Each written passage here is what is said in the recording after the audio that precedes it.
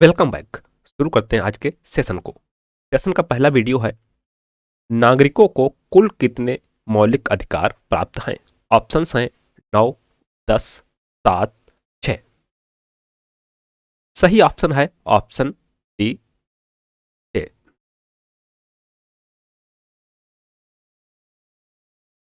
मूल रूप से संविधान ने 7 मूल अधिकार प्रदान किए हैं।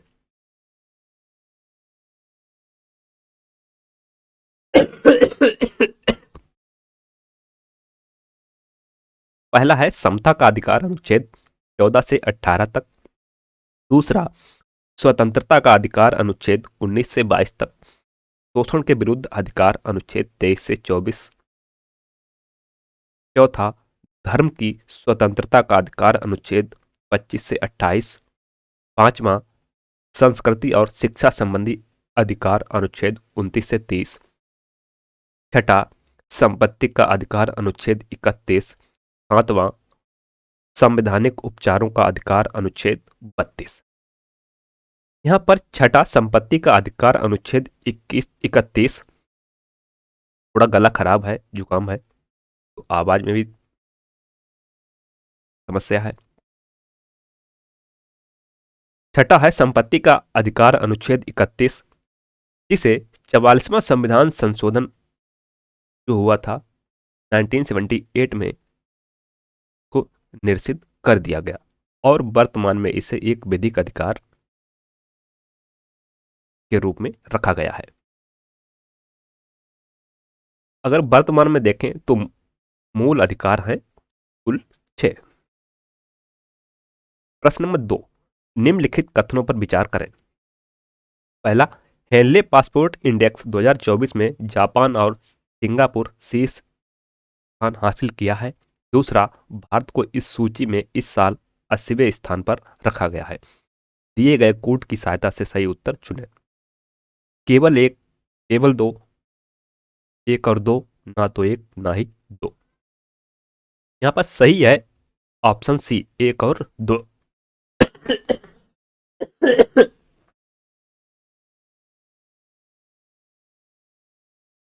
प्रश्न नंबर 3, भारतीय संविधान के अनुसार संपत्ति का अधिकार है मौलिक अधिकार, नीति निर्देशक सिद्धांत, विधिक अधिकार, सामाजिक अधिकार। सही ऑप्शन है ऑप्शन सी, विधिक अधिकार। भारतीय संविधान के अनुसार संपत्ति का अधिकार एक विधिक अधिकार है। मूल संविधान में 7 मौलिक अधिकार थे, लेकिन 44वें संविधान संशोधन के द्वारा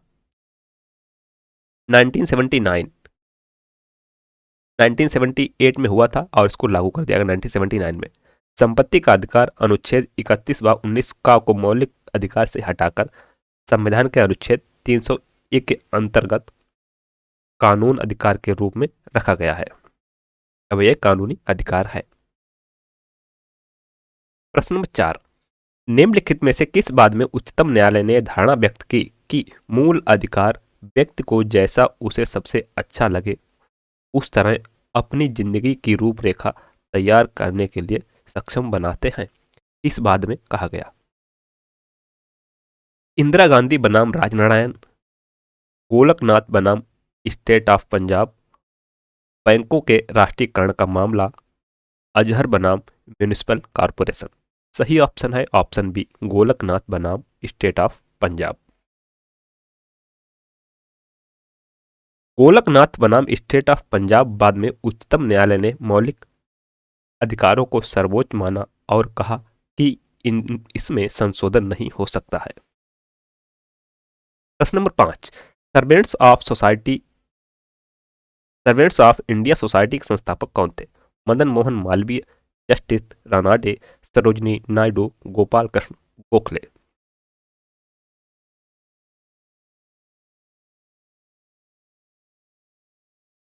सही ऑप्शन है Gopal Krishna Gokhale, option D.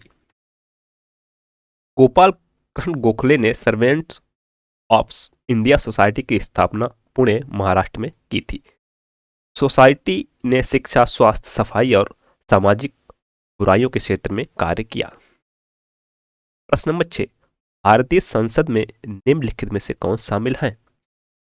Option A Lok Sabha एवं राज्यसभा, लोकसभा, राज्यसभा एवं प्रधानमंत्री, लोकसभा के अध्यक्ष एवं लोकसभा, राष्ट्रपति एवं दोनों सदन।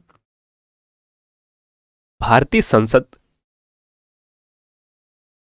राज्यसभा, लोकसभा व राष्ट्रपति के मिलने से बनती है। इसमें ऑप्शन डी सही होगा।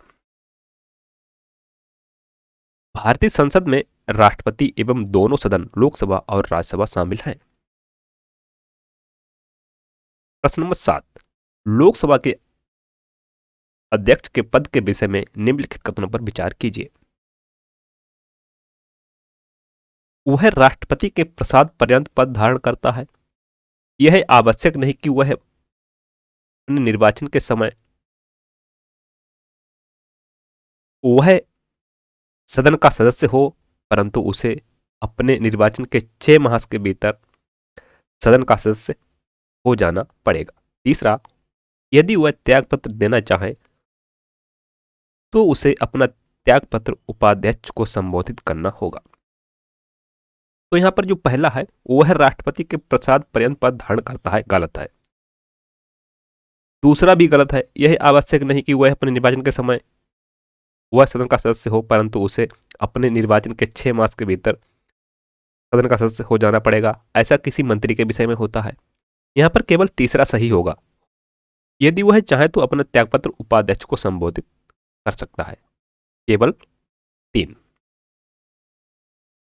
अनुच्छेद 93 के अनुसार लोकसभा अपनी पहली बैठक के पश्चात यथाशीघ्र अपने 2 सदस्यों को अध्यक्ष और उपाध्यक्ष के रूप में चुनती है। अध्यक्ष तथा उपाध्यक्ष सदन के जीवन काल पर्यंत अपना पद धारण करेगा, किंतु उसका पद निम्नलिखित तरीके से इससे पूर्व भी समाप्त हो सकता है। पहला, उसके सदन का सदस्य न रहने पर। यदि वह अध्यक्ष है तो उपाध्यक्ष को संबोधित अपने हस्ताक्षर सहित लेख द्वारा पद त्याग करने पर। लोकसभा के तत्कालीन समस्त सदस्यों के बहुमत से पारित संकल्प द्वारा उसे अपने पद से हटाने जाने पर। अनुच्छेद 94। प्रश्न नंबर 8, पंचायती राज विषय निम्न में से किस सूची में सम्मिलित है? ऑप्शंस हैं संघीय सूची, राज्य सूची, अवशिष्ट सूची, समवर्ती सूची। पंचायती राज राज्य सूची का विषय है। पंचायती राज विषय राज्य सूची में सम्मिलित है। राज्य सूची में स्थानीय शासन अर्थात नगर निगमों, सुधार न्यासों, जिला बोर्डों, खनन बस्ती प्राधिकारियों और स्थानीय स्वशासन या ग्राम प्रशासन के प्रयोजन के लिए अन्य स्थानीय प्राधिकारियों का गठन और शक्तियां हैं। प्रश्न नंबर 9, संविधान के किस अनुच्छेद के अंतर्गत लोक सेवा आयोग के सदस्य को हटाया जा सकता है? अनुच्छेद 315, अनुच्छेद 316, अनुच्छेद 317, अनुच्छेद 318। यहां पर सही ऑप्शन है ऑप्शन सी, अनुच्छेद 317। संविधान के अनुच्छेद 315 में संघ एवं राज्यों के लिए लोक सेवा आयोग, अनुच्छेद 316 में सदस्यों की नियुक्तियां एवं पदावधि, अनुच्छेद 317 में इन सदस्यों को हटाना या निलंबित करना तथा अनुच्छेद 318 में सदस्यों और कर्मचारी वृंद की सेवा की शर्तों बारे में विनियम बनाने की शक्ति है। प्रश्न नंबर 10, लोकसभा और राज्यसभा की संयुक्त बैठक इसके द्वारा आहूत की जाती है? ऑप्शंस हैं राष्ट्रपति द्वारा, संसद द्वारा, लोकसभा के अध्यक्ष द्वारा, राज्यसभा के सभापति द्वारा। सही ऑप्शन है ऑप्शन ए, राष्ट्रपति द्वारा। लोकसभा और राज्यसभा की संयुक्त बैठक राष्ट्रपति द्वारा आहूत की जाती है। प्रश्न नंबर 11, लोकसभा तथा राज्य विधानसभाओं के लिए मताधिकार की आयु 21 वर्ष से घटाकर 18 वर्ष की गई थी। 59वें संविधान संशोधन 1988 द्वारा, 61वें संविधान संशोधन 1989 द्वारा, 64वें संविधान संशोधन 1990 द्वारा, 73वें संविधान संशोधन 1992 द्वारा। सही ऑप्शन है ऑप्शन बी 61वें संविधान संशोधन द्वारा। 61वें संविधान संशोधन 1989 द्वारा संविधान के अनुच्छेद 326 का संशोधन करके मतदान के लिए आयु सीमा 21 वर्ष से घटाकर 18 वर्ष कर दी गई। प्रश्न नंबर 12, मानव तंत्र में निम्न में से कौन सा पाचक एंजाइम नहीं है? ऑप्शंस हैं पेप्सिन, टाइलिन, गैस्ट्रिन, ट्रिप्सिन। यहां पर नहीं है, वह है option C gastrin. Trypsin, ptyalin तथा पेप्सिन पाचन एंजाइम्स हैं जिनका स्त्राव क्रमशः अग्न्याशय, लार ग्रंथि तथा अमाशय द्वारा किया जाता है। ट्रिप्सिन एक पेस्टाइडेज है जो पेस्टाइड्स को तोड़ने का कार्य करता है। टाइलिन नामक एंजाइम लार में पाया जाता है जो मंड को माल्टोज तथा डेक्स्ट्रिन में तोड़ने का कार्य करता है, जबकि गैस्ट्रिन एक हार्मोन है जो कि अमाशय में जी कोशिकाओं तथा ग्रहणी द्वारा मुक्त होती है। यह अमाशय द्वारा गैस्ट्रिक अम्ल के स्त्रावण को उद्दीपित करता है। प्रश्न नंबर 13, निम्न में से किस एक की उत्पत्ति यकृत का कार्य है? ऑप्शंस हैं लाइपेज, यूरिया, प्लेस्मा, हाइड्रोक्लोरिक अम्ल। सही ऑप्शन है ऑप्शन बी यूरिया। यकृत मानव शरीर की सबसे बड़ी ग्रंथि है। यह उदर गुहा में तंतुपट अर्थात डायफ्राम के ठीक नीचे आंत्रयोजनी अर्थात मिसेंट्री से संयुक्त गहरे लाल भूरे रंग का होता है। इसका कारण लगभग 3 पाउंड होता है। इसका वजन लगभग 3 पाउंड होता है। यह मानव शरीर की एक महत्वपूर्ण पाचक अंग है जिसके द्वारा लगभग 500 क्रियाओं का संपादन किया जाता है।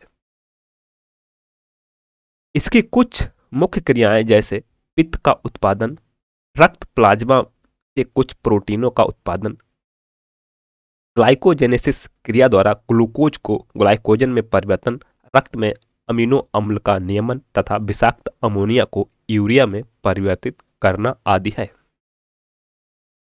प्रश्न नंबर 14, मानव में शरीर के निम्नलिखित भागों में से किस एक में शुक्राणु डिंब को निषेचित फर्टिलाइज करता है? ऑप्शंस हैं गर्भाशय ग्रीवा, डिंब वाहिनी नली, गर्भाशय का निचला भाग, गर्भाशय का ऊपरी भाग। सही ऑप्शन है ऑप्शन बी डिंब वाहिनी नली, फैलोपियन ट्यूब। पुरुष का शुक्राणु महिला के डिंब को डिंब वाहिनी नली में निषेचित करता है। अंतिम प्रश्न, भारत के सभी राष्ट्रीयकृत वाणिज्यिक बैंकों में बचत खातों पर दी जाने वाली ब्याज दरें किसके द्वारा निर्धारित की जाती हैं? ऑप्शंस हैं केंद्रीय वित्त मंत्रालय, केंद्रीय वित्त आयोग, भारतीय बैंक संघ। में से कोई नहीं। सही ऑप्शन होगा इनमें से कोई नहीं, ऑप्शन डी। भारत में Reserve Bank of India RBI के द्वारा यहां के सभी राष्ट्रीयकृत वाणिज्यिक बैंकों में बचत खातों पर दी जाने वाली ब्याज दरें निर्धारित की जाती हैं। तबीयत खराब है, गला भी खराब है, इसलिए थोड़ा बहुत समस्या आपको देखने को मिली। इसलिए मैं चाहता हूं मिलते हैं नेक्स्ट वीडियो में नए प्रश्नों के साथ। तब तक के लिए नमस्कार, जय हिंद।